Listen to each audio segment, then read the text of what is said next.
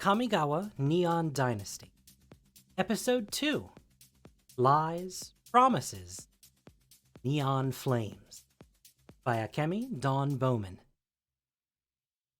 10 years had passed since Kaito left the walls of Eiganjo, but some habits were hard to break.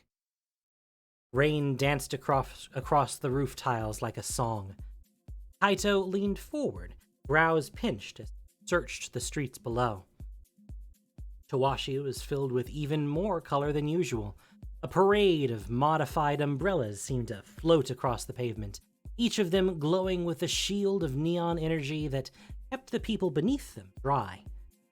A glass panel crackled with life as the evening menu for a tea house rolled across the screen. Overhead, a pair of massive, fiery orange koi flicked their silken tails as they swam toward an ocean of sky and starlight. Normally, Kaito loved the vibrancy of Tawashi, but he didn't have time for nostalgia. He was looking for it. Kaito pressed a finger to his temple, and the live feed from his drone appeared in his vision. The device was hovering above a darkened alley, and Kaito ushered the tanuki-shaped drone toward the bustling, rainbow-hued street. A decade in technological advancements meant it was far more sophisticated than the origami crane drone from Kaito's childhood. The crane had been easy to recycle, but Kaito wasn't sure he'd ever be able to replace his current drone, no matter how outdated she would someday become. The Tanuki and Kaito had too much history. Tameshi warned him not to get too attached to a single piece of tech. Everything new someday becomes old, his friend had said. Most of the time, Kaito was happy to listen to Tameshi's wisdom. He'd been both a friend and a mentor over the years, but Tameshi had also spent his life trying not to get attached to anyone or anything. Kaito was the opposite. He felt tethered to the people he cared about most, and he'd do anything to protect those bonds. The Tanuki drone, Himoto, was more than just a piece of tech. She represented the kami who had changed Kaito's life forever. It was also a reminder that his friend. The drone stilled near a corner before making her way down a row of street vendors, all of them sheltered by glowing canopies edged with hanging lanterns. A kami of street vendors sat moodily at the edge of a counter, its dough-like face puckered into a frown. 3 gyoza hovered around him like they were teetering on the edge of hope. The nearby vendor scooped a generous portion of ramen into a bowl before adding bright pink and white fish cake, slices of boiled egg, and a sprinkle of green onion across the top, all cooked to perfection. He passed the meal to a waiting customer, and the kami let out a disappointed moan. Even through the drone's camera, Kaito caught worry in the vendor's eye. Kami were everywhere on Kamigawa, but not everyone wanted to eat a meal beside a spirit with a temper. Sometimes, better to keep them happy. A sigh, the man reached behind the counter for his own bowl of bloated noodles that had been sitting in hot broth for far too long. The kami's pudgy face morphed into pure delight, and the dish barely touched the counter before he threw his face into the ramen and slurped furiously. The vendor rolled his eyes and turned to his next customer. Kaito nudged the drone skyward toward the height of the nearby buildings. With a bird's-eye view, they scanned the city, searching the alleys one by one, until he spotted a group of Imperial samurai standing outside of an apartment. Most of the upper windows were sealed shut with their curtains drawn, but one had been left slightly ajar. The gap was so small, it was hardly noticeable to the average person. Kaito cracked a half-smile. He didn't see the impossible. He saw an invitation. He tapped his temple again, shutting off the drone's visuals, and slid down the roof tiles onto the balcony below. Following the railing to the corner of the building, Kaito slipped through the bars and scaled the wall back down to the pavement, losing himself in the nearby crowd. Nobody noticed the drone approaching, or how Kaito snatched the device from the air in one fluid motion. In his hands, the metal shifted like paper, folding and refolding again until she became a mask. The embodiment of the tanuki-shaped kami that caused Kaito's spark to ignite. He'd become a planeswalker then, someone destined for greatness even beyond the borders of Kamigawa. Kaito brushed a finger against the edge of the device. He'd followed the kami of the spark all the way to Boseiju, hoping to find the Emperor. But it wasn't his friend who was waiting in the forest district. It was his fate. He shrugged against the rain, pressed the mask to his face, and straightened his hood. Kaito didn't care about grief. He just wanted his friend back. Kaito left the streets for the shadows, like an undetectable wraith. Turning corner after corner, he followed the alleyways toward the heart of Towashi. When he reached the looming apartment building, he began to climb. The Imperial samurai were posted at the door. He could hear the shift of their metal armor every time they moved. Armor made for battle, not stealth. So much unnecessary noise, Kaito thought to himself, before swinging over the ledge and planting his feet on the small balcony. Time had changed him. He was no longer a child or an Imperial, but he was still the Kaito who climbed across rooftops and snuck through the windows he wasn't supposed to. Pushing the glass with his gloved hand, Kaito slipped into the room without making a sound. The bedroom crackled with firelight. Kaito sensed movement, gaze snapping toward the hearth. He expected to find a kami nestled inside the flame. There was no one there, just an amber glow that caused shadows to flicker across the wall. "Don't worry," a familiar voice said. "We're alone." "Ah." "Don't worry," a familiar voice said. "We're alone." Kaito lifted a brow, but didn't turn. "It was thoughtful of you to leave the window open." There was an irritated huff. "We both know you weren't planning on using the front door. If your interplanar travels didn't teach you a thing about etiquette, I'm sure it's pointless to even hope." "If I really wanted to learn about etiquette," Kaito began, turning to face his sister, "I'd have come straight to you." Eiko's lips curled into a smile. "It's good to see you." Kaito pushed his tanuki mask behind his head.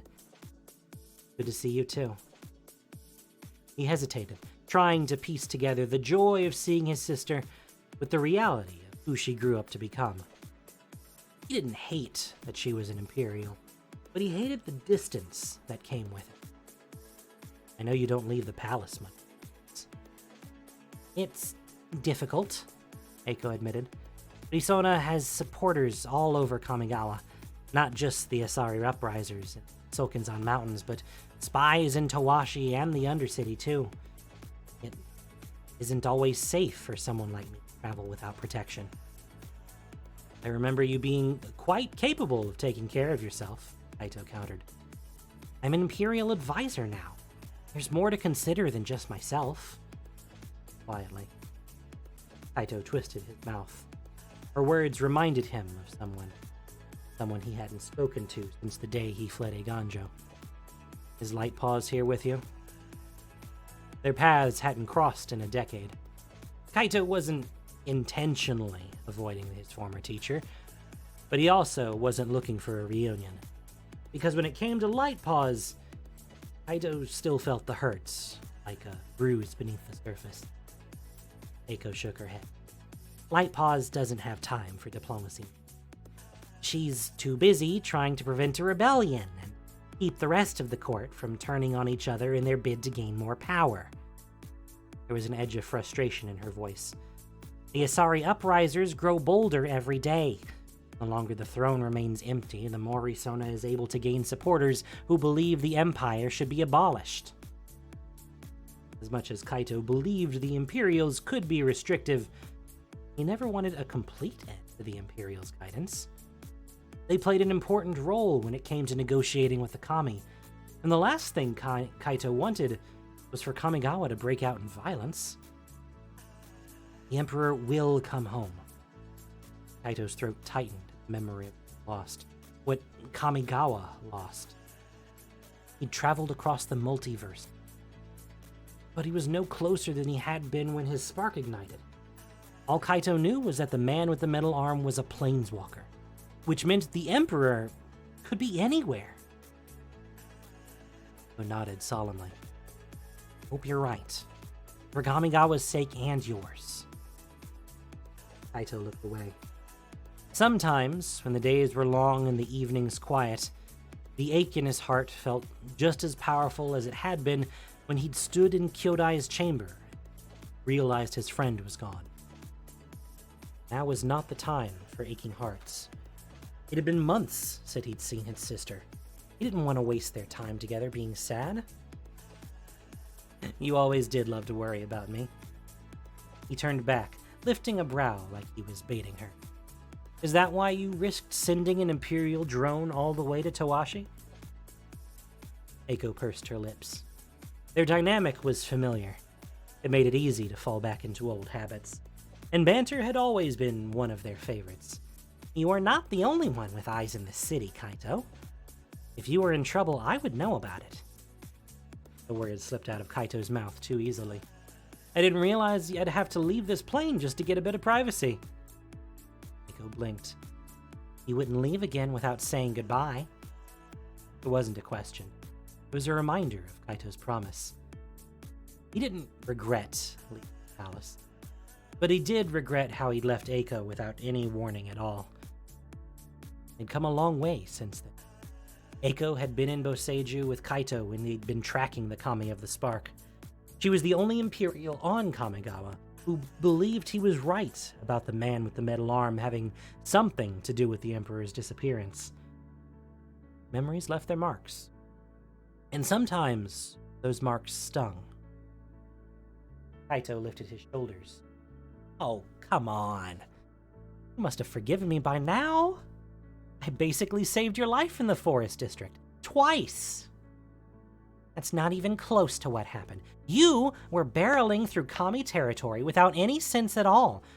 You're lucky you even survived long enough to ignite that spark of yours. Always were my favorite Kami diplomat. I'd say flattery will get you nowhere, but both know that's pretty much the only cards you have. His laugh echoed through the space. Oh, you wound me! Fire flickered in Eiko's glimmering stare. I've heard the rumors about futurists looking into legal bioenhancers that can mess with the physics of reality. Perhaps you could ask your friends to help you grow thicker skin? Kaito's smile faded slightly. Another memory that carried a sting. We're not the villains, you know. We believe experimenting with technology is the way forward, not to hurt people or start wars, but to help, to heal. We already have technology for that. Yes, but who has access to it? Anyone who can't afford permits or upgraded motherboards has to hope for a Kami's blessing to have any kind of power. We both know how rare that is. Have you ever stopped to think that maybe not everyone should have access to power? Eiko countered. The Imperials are not trying to be regressive, but we have merge gates to build and protect, and Kami who see our expanding cities as threats to their homes. What happens if they start to see our inventions as a threat to their existence? Shook her head. For the good of the mortal realm and the spirit realm, there needs to be balance. Giving power to a few will always create a divide. Technology levels the playing field, not just for the wealthy and the elite, but for everyone. We no longer have to rely on Kami magic. We can protect ourselves. Who is it you need protecting from so badly? Because last I checked, the only people trying to start a war are the ones who want the same thing you do. Eiko remarked coolly. I do not support the Emperor, Kaito said clearly. But Kyodai hasn't been herself since the Emperor vanished. What happens if something goes wrong with the merge gates, and the destructive Kami are unleashed? It could take millennia for the mortal and spirit realms to become one.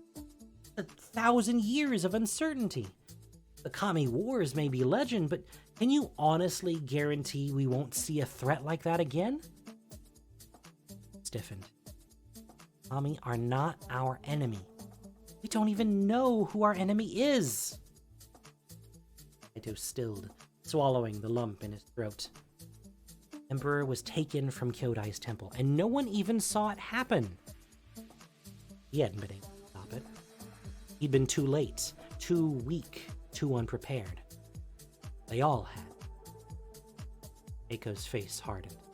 There was nothing you could have done that night. If we'd had better tech, unregulated tech might very well have been how the Emperor was taken in the first place. Eiko interjected, cheeks turning pink. Kaito scowled. The Imperials already blamed the Futurists and the Uprisers without a shred of evidence. They almost caused a war. Eiko was silent for 2 minutes.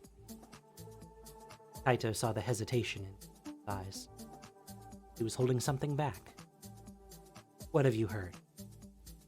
Blinked, hope crashing against his ribcage like a tidal wave. Do you know where the Emperor is? No, Eiko said, but I received some intelligence. Even in the firelight, Kaito could see the strain behind her eyes. Whatever she knew, she wasn't supposed to tell Kaito. He took a step forward, urgent. This is about the Emperor. It's about Tameshi. Kaito's thoughts stalled. He wasn't sure he'd heard her right. What does Tameshi have to do with any of this? Eiko's eyes latched onto the doorway. Kaito had never seen her so nervous. She reached inside her robes and pulled out a small device shaped like a paper fan. With a brush of her thumb, the edges expanded into a small dome. Energy radiated outward, creating a cocoon of white light around the siblings. A noise suppressor? Kaito folded his arms across his chest. Must be serious if you don't even trust your guards. Eiko took a slow breath. My sources have been watching Tameshi for some time. He is involved in trading illegal merge studies involving Kami, and if you think I'm going to provide information on my best friend to the Imperials, you are sorely mistaken. Kaito gritted his teeth. Eiko, you're my sister, and I love you. But if you're asking me to be your spy, I'm not telling you this because I want your help. I'm not supposed to be telling you this at all, but... Eiko pinched the bridge of her nose. It's not just the merge studies. It's who he's with. Sighed, dropping her hand. Tameshi was seen meeting with a man in the undercity. A man with a metal arm. The fire snapped behind him, but Kaito could feel embers burning in his own chest, a flame of defiance. Whatever your sources think they saw, they're wrong. Tameshi had met them both in the forest district. He knew about the Emperor and the Kami and the man Kaito was searching for. There wasn't a single secret Kaito kept from his friend, not then and not now. It didn't make sense that Tameshi would hide something so important. He couldn't have. I would never share intel with you if I wasn't absolutely certain it was true. Eiko's shoulders. Especially not about this. Kaito's voice was hollow. Meshi wouldn't betray me. Telling you what I know. 10 years ago, you swore you would never stop looking for the Emperor. If Tameshi knows the man with the metal arm, never told you, you want to find out why? I won't feed you intel, Kaito said. And I won't turn in my friend to be used as a scapegoat. I'm not asking you to.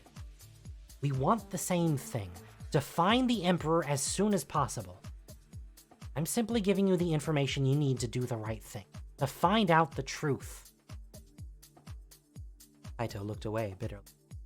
There must have been another. Tameshi would never lie to him, would never betray him. Would he? Kamigawa needs a ruler, Eiko said carefully. Someone to restore the balance between our people. Kaito tilted his chin, facing his sister. I don't believe the throne is the key to restoring balance, but I will do whatever it takes to find the Emperor. Trusted Tameshi for a long time, but he trusted Eiko much longer. Whether her intel was right or wrong, Kaito believed in his sister enough to follow the trail. And if spying on his best friend was the only way to prove his innocence, Tameshi would just have to forgive him. Kaito moved for the window, leaving the protection of the dome behind him. Eiko flicked the metal fan closed before tucking it back into it. I'm sorry, Kaito. He paused near the ledge, listening to her somber voice. I know what he means to you. Kaito didn't want to believe. If Tameshi really was working with the man with the metal arm, and if he had knowledge of what happened to the Emperor all this time, maybe their friendship was never what Kaito had thought.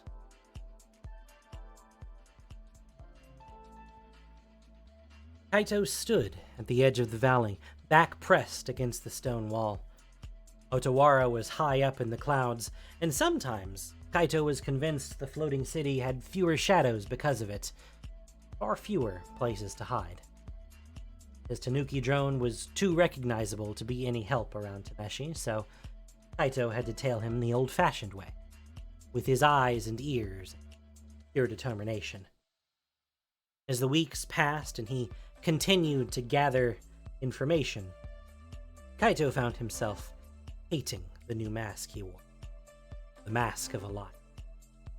It hurt to teeter on the edge of betraying his friend.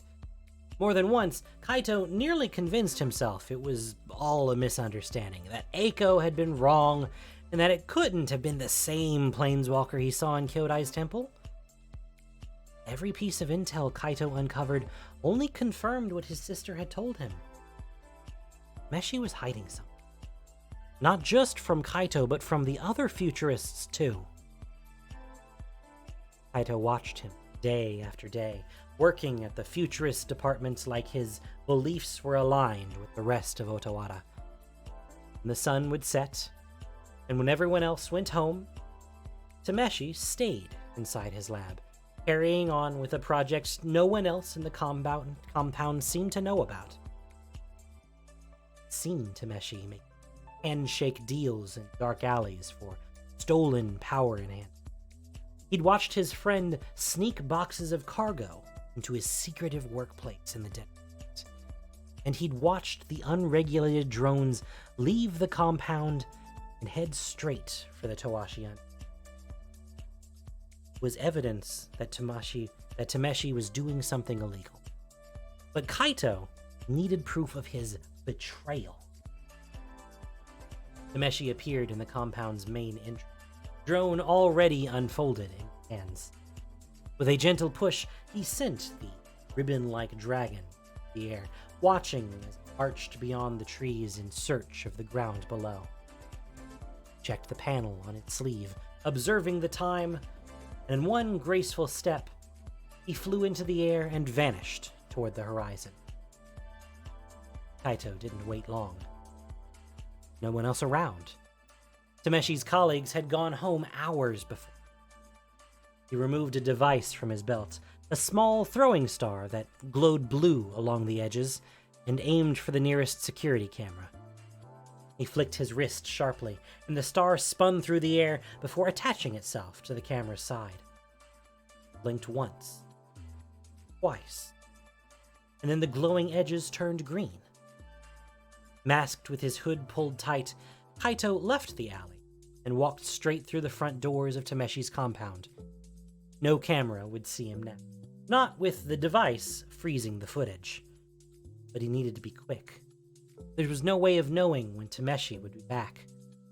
The tiled floors echoed like bone, cold and empty. Kaito fought the chill running through him. It wasn't his first time inside the compound, but it was the first time he felt like an outsider. Traitor. He tried to push it away.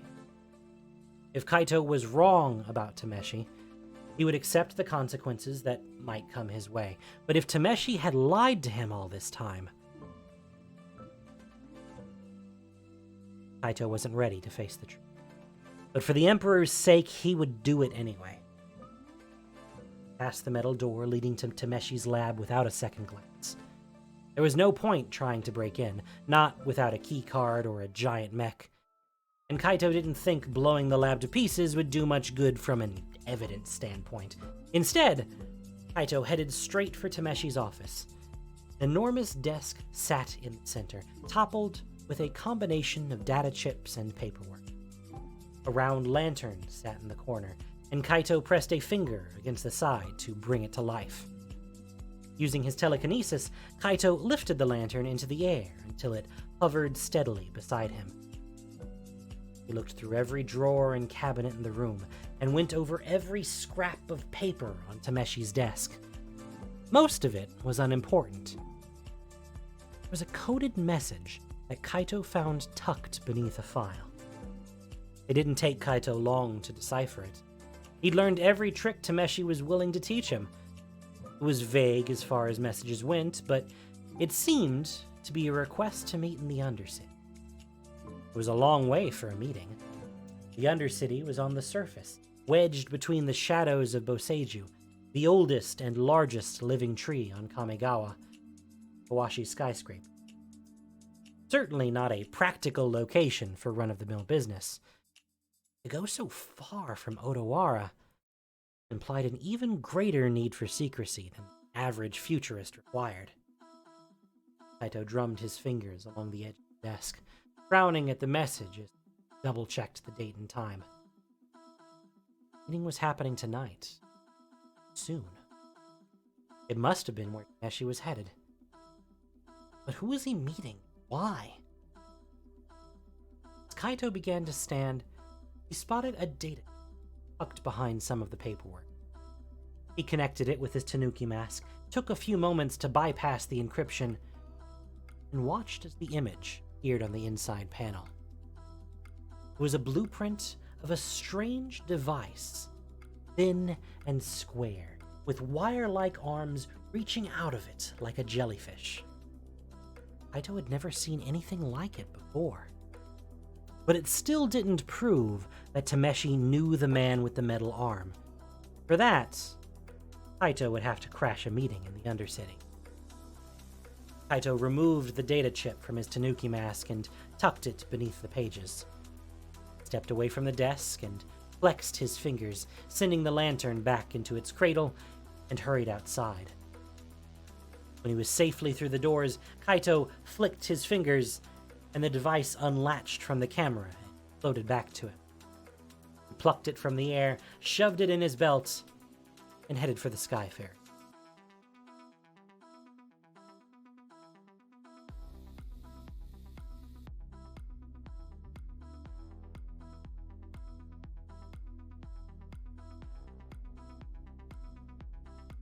Kaito skirted through the belly of the Undercity with ease. Even if it hadn't been the middle of the night, no sunlight ever made it to the surface.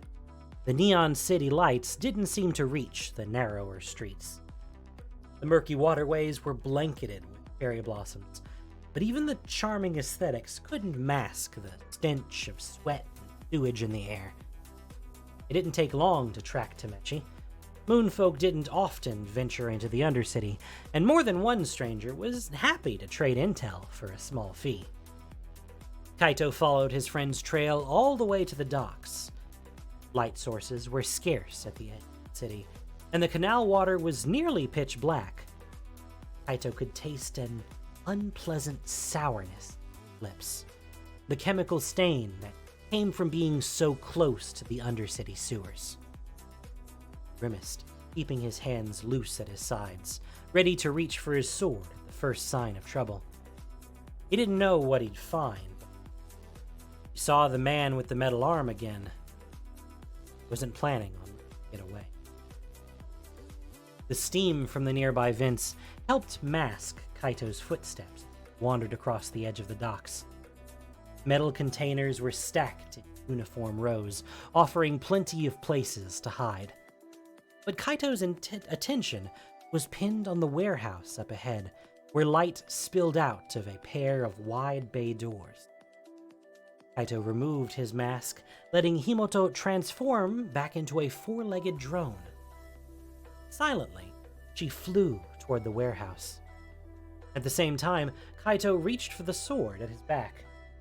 With a flick of the handle, the edges expanded into two rows of sharp, jagged teeth. Tightening his grip, Kaito crept after the drone and pressed a finger to his temple. Inside the warehouse, the Tanuki drone floated toward a dark space above the rafters. Metal crates filled most of the room, but at the far end was an open area filled with tables and lab equipment. Glowing beakers were contorted around one another like a maze of glass. Some of them bubbled with neon liquid, and others sparked with energy. Surgical instruments littered the surface. Oddly shaped knives that looked like wicked triangles, and others that were pigs. Smaller beakers filled with strange, metallic-hued serums were laid out on a work table. Fragments of metal and frayed wires surrounded each other like puzzle pieces didn't quite fit. Unease ran through Kaito's bones.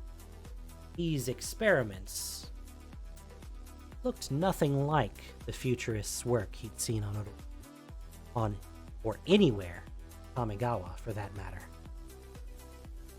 Kaito ushered Himoto closer to the lab equipment when an enormous shadow made him stop. He could hear voices from the doorway, an argument that had long been underway. Even with the drone's camera, all Kaito could see below was a too large shadow. When it shifted, Kaito heard an unnatural tremor in the figure's voice, like metal grating. The fleshlings. This utility is irrelevant. Doubt and weakness must be excised from the whole. The shuffle of footsteps near one of the containers, and a gruff voice mumbled something Kaito couldn't hear. The enormous figure shifted once more, stepping further into the light. Kaito held his breath as a strange monster. Its body was made of chrome, with clawed arms and a curved spine. Exposed ribs and pointed vertebrae were displayed like metalwork. His face and mouth were monstrous and bird-like, with too many sharp points and long, flat teeth made Kaito stumble backward, even outside the warehouse.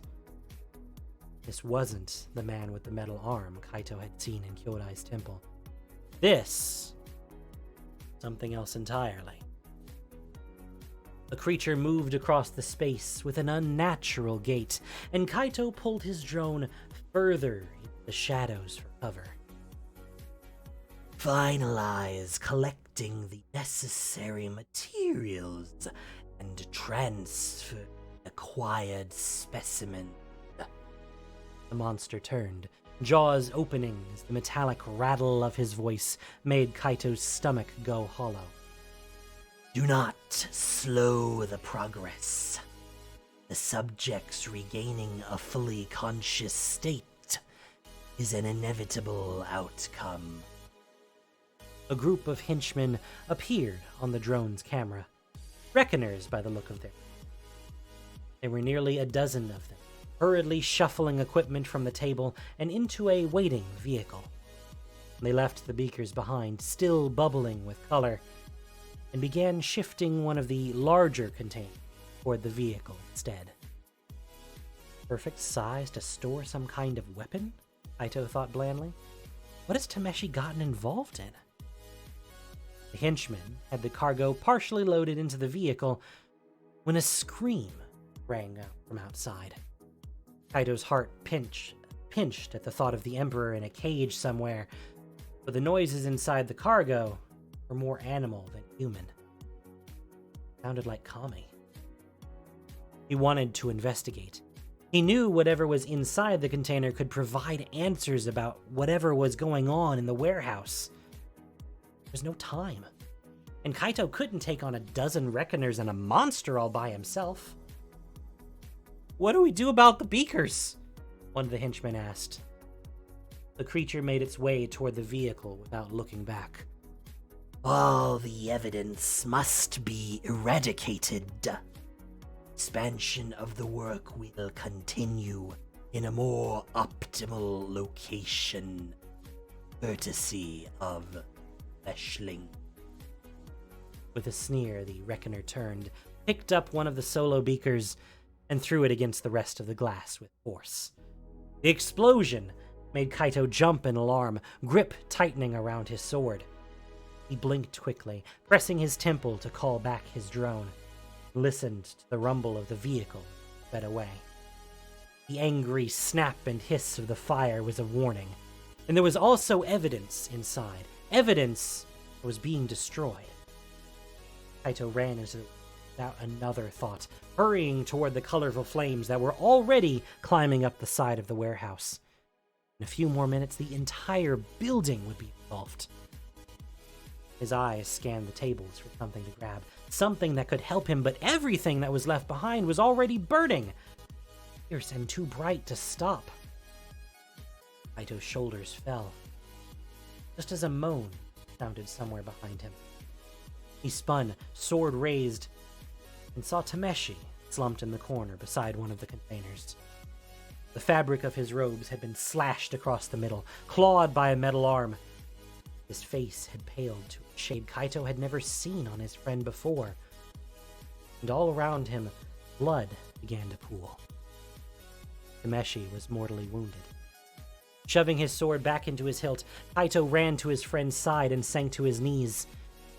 There were so many things he wanted to say, so many things he wanted to ask.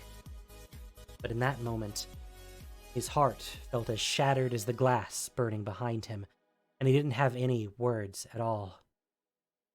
Tameshi lifted his head, eyes fighting to stay open. Kaito.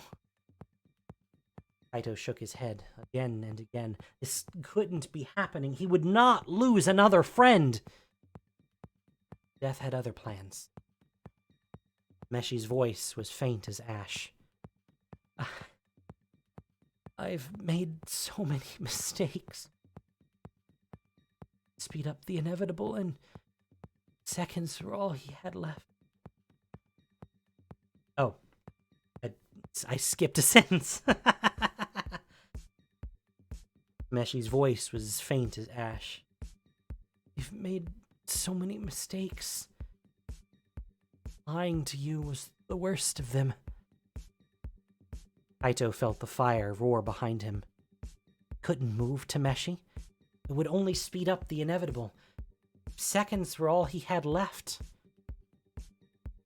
Wanted to tell him not to worry, to give him peace and forgiveness in those final moments, to give him everything a friend deserved, but he had another friend too, and there was still time to help her. Tell me what you know about the... Kaito begged, fighting the sting in his eyes. How do you know the man with the metal arm? Meshi's eyes flooded. No! Kaito grabbed his friend's robes and tugged. Don't you go yet! Not without telling me the truth!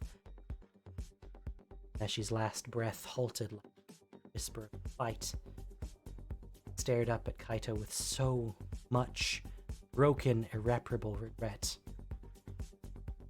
Out of time. Tezzeret, Tameshi whispered, breaking a spell. It was gone. Kaito's cry became a choked gasp, and the tears streaming down his cheeks felt like they were being seared into his skin. He felt the heat reach into his back, the fire growing dangerously close. Clenching his teeth, Kaito pressed his hand to Tameshi's eyes and mouthed a silent goodbye. Even though it felt wrong, he reached into his friend's pocket and removed the key card to his lab. Tameshi may be dead, but Kaito had more to do. His Tanuki drone appeared at his side, folding itself back into a mask. Kaito covered his face and stood over his friend's body, fighting the anguish that rocked his shoulders, and walked away. Behind him, the warehouse blazed.